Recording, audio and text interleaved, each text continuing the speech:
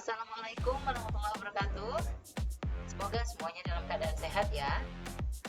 Materi kita kali ini, kita sudah memasuki analisis uji beda. Ada dua analisis yang akan kita pelajari, yaitu independent sample t-test dan correlative sample t-test. Namun, pada kesempatan kali ini, saya akan menjelaskan mengenai independent sample t-test terlebih dahulu.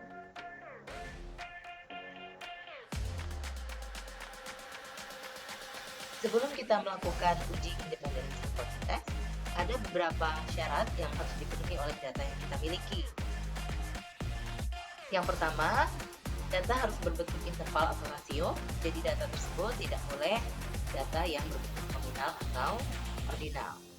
Lalu, data sampel berasal dari populasi yang terdistribusi normal. Yang ketiga, variansi antara dua variabel harus homogen. Artinya, kedua sampel yang akan kita bandingkan berasal dari populasi yang sama. Maksudnya populasi yang sama, contoh kita akan membandingkan bagaimana kemampuan bahasa Inggris di antara dua kelompok sampel. Nah, dua kelompok sampel ini, satu kelompok kita beri metode tertentu untuk mengajarkan bahasa Inggris, sementara kelompok yang lain kita beri metode yang berbeda. Jadi dua kelompok ini akan kita lihat metode mana yang lebih efektif untuk mengajarkan atau meningkatkan kemampuan bahasa Inggris pada siswa.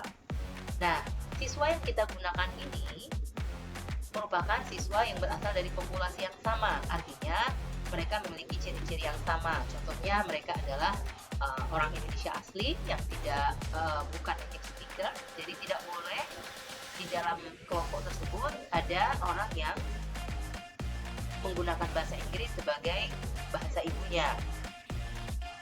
Lalu yang kedua, misalnya ciri-cirinya semua siswa yang ikut pada kelas tersebut itu belum pernah tinggal di luar negeri, jadi tidak boleh ada yang sudah pernah tinggal di luar negeri, sehingga kemampuan bahasa Inggrisnya bisa jadi itu sudah lebih tinggi bahkan sebelum metode pembelajaran yang akan kita berikan itu dilaksanakan ya. Jadi ketika kita mau membandingkan kemampuan bahasa Inggris pada dua kelompok sampel, kedua kelompok tersebut itu harus memiliki ciri-ciri yang sama.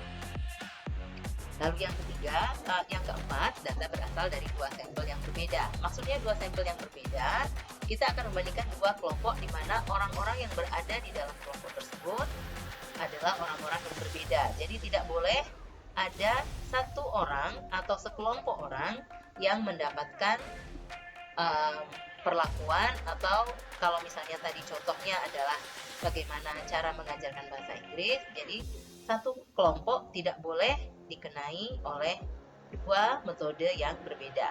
Satu kelompok hanya boleh mendapatkan satu metode pembelajaran saja.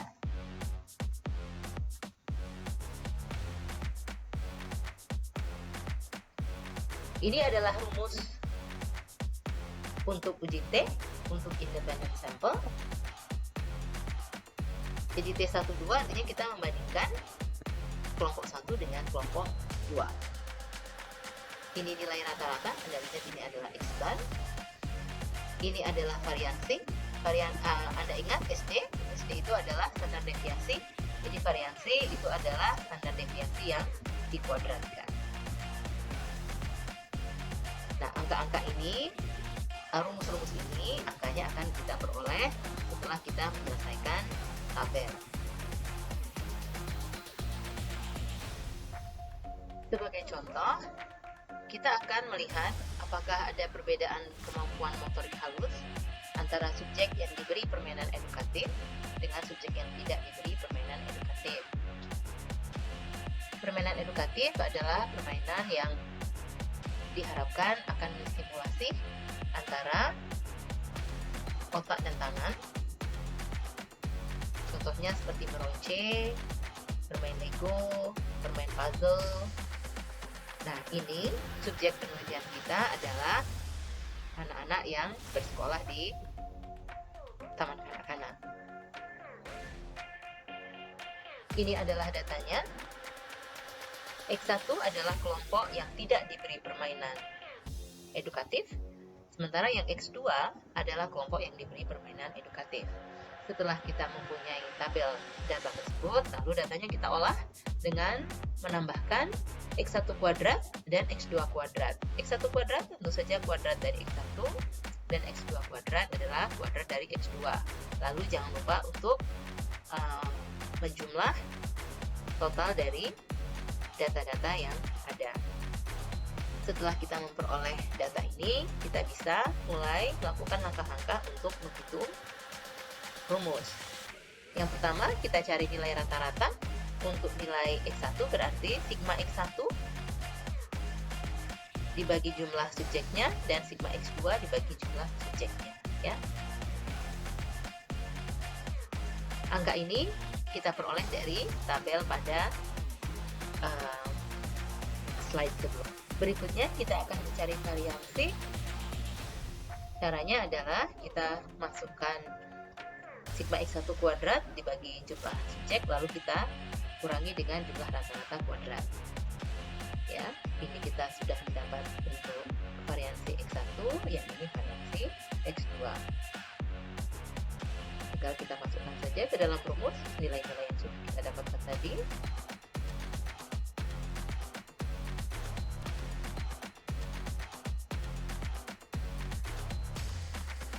Nilai T yang kita dapatkan adalah minus 3,486. Namun sebetulnya nilai T yang kita peroleh adalah 3,486. Tanda minus ini itu menunjukkan karena kita membandingkan angka 1 dengan angka 2 atau kelompok 1 dengan kelompok 2. Ini berarti kalau ada tanda minus, itu berarti rata-rata kelompok 1 lebih rendah dari rata-rata kelompok 2, atau kita bisa mengatakan terjadi peningkatan pada kedua kelompok tersebut. Jadi diingat ya, untuk nilai T yang kita peroleh adalah 3,486. Tanda minus itu menunjukkan bahwa rata-rata X1 lebih rendah dari rata-rata X2. Kalau misalnya di sini tandanya plus, berarti rata-rata X1 lebih tinggi dari rata-rata X2 atau terjadi penurunan. Nah, sekarang kita ingin mengetahui apakah dengan nilai T sebesar 3,486 kita bisa mengatakan ada perbedaan yang signifikan atau tidak antara kelompok yang diberi permainan edukatif dengan kelompok yang tidak diberi permainan edukatif. Untuk mengetahui itu, seperti analisis-analisis sebelumnya, kita harus merujuk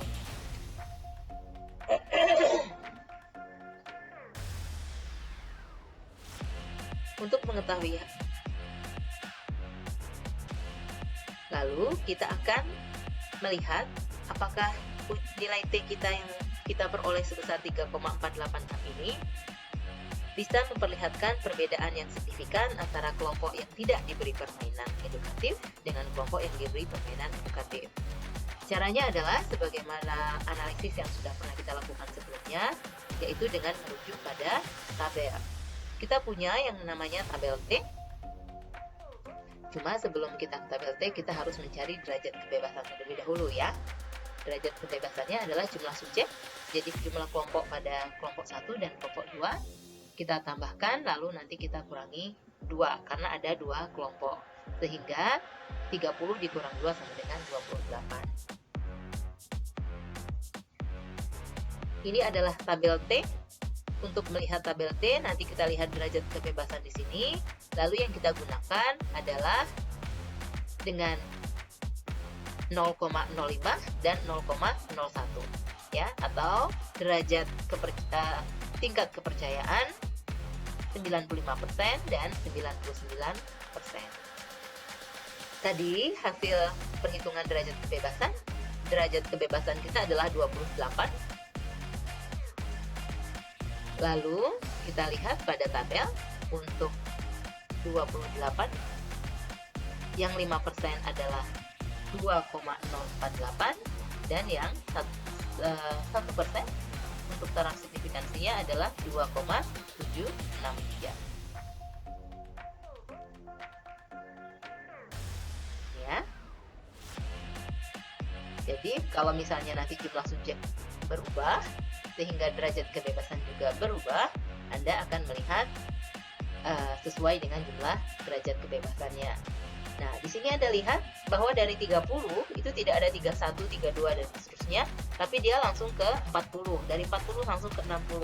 Kalau misalnya terjadi hal seperti ini, misalnya jumlah derajat kebebasan yang kita miliki ada 32, berarti Anda akan melihat pada derajat kebebasan yang lebih kecil dari derajat kebebasan hasil perhitungan.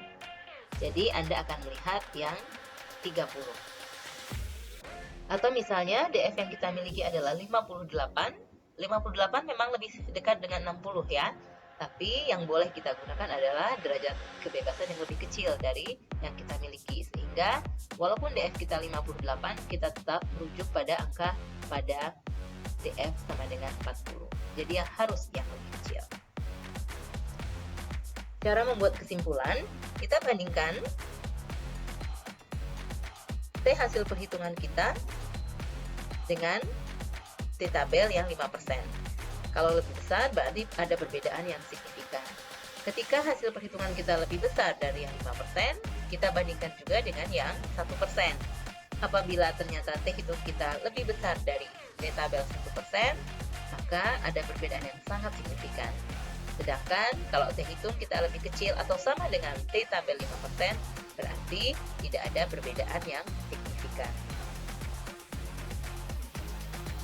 Nah, dari hasil perhitungan kita dengan jumlah subjek masing-masing kelompok 15 dan 15 orang atau DF sama dengan 28, T hitung kita peroleh 3,486. Berarti lebih besar dari T hitung dari T tabel 1%, di mana T tabel 1% sebesar 2,763. Dengan demikian, dapat disimpulkan bahwa ada perbedaan yang sangat signifikan antara kemampuan motorik halus subjek yang diberi permainan edukatif dengan subjek yang tidak diberi permainan edukatif, di mana subjek yang diberi permainan edukatif memiliki kemampuan motorik halus yang lebih tinggi daripada subjek yang tidak diberi permainan edukatif. Untuk kalimat kedua, kalimat kedua ini, itu dari mana kita mengetahui bahwa kelompok yang diberi permainan edukatif memiliki kemampuan motorik halus yang lebih tinggi. Anda lihat dari nilai rata-rata X1 dan nilai rata-rata X2 ya. Mana yang lebih besar? Kalau dari perhitungan kita sebelumnya, rata-rata X1 nilainya lebih kecil dari X2. X1 adalah yang tidak diberi permainan, sedangkan X2 adalah kelompok yang diberi permainan.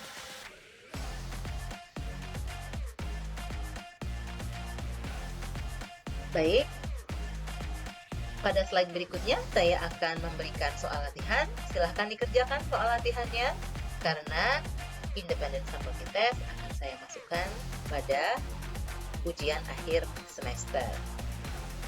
Ini adalah soalnya yang ditanyakan, apakah ada perbedaan kemampuan merecall kata-kata baru antara subjek yang diberi tulisan bergambar dengan subjek yang hanya diberi tulisan. Jadi kita ingin melihat apakah orang bisa dengan gampang mengingat kembali apa yang sudah dia lihat ketika tulisan tersebut disertai gambar atau hanya tulisan saja. Ini adalah datanya. Nah, saya sudah memberikan kunci jawaban ya, T-nya. T-nya adalah nanti hasilnya sebesar 5,519. Atau ya 5,518 juga tidak masalah ya, kalau perbedaannya hanya ada di belakang koma. Jangan lupa untuk membuat 3 angka desimal di belakang koma. Jadi jangan 1 desimal atau 2 desimal, buatlah menjadi 3 desimal. Karena tabel T sebagai rujukan kita menggunakan 3 angka di belakang koma. Jadi kalau misalnya hasil perhitungan Anda itu sudah mendapatkan sebesar ini, berarti Anda sudah menguasai bagaimana cara menghitung independent sample t-test. Baik, demikian penjelasan dari saya. Terima kasih. Assalamualaikum warahmatullahi wabarakatuh.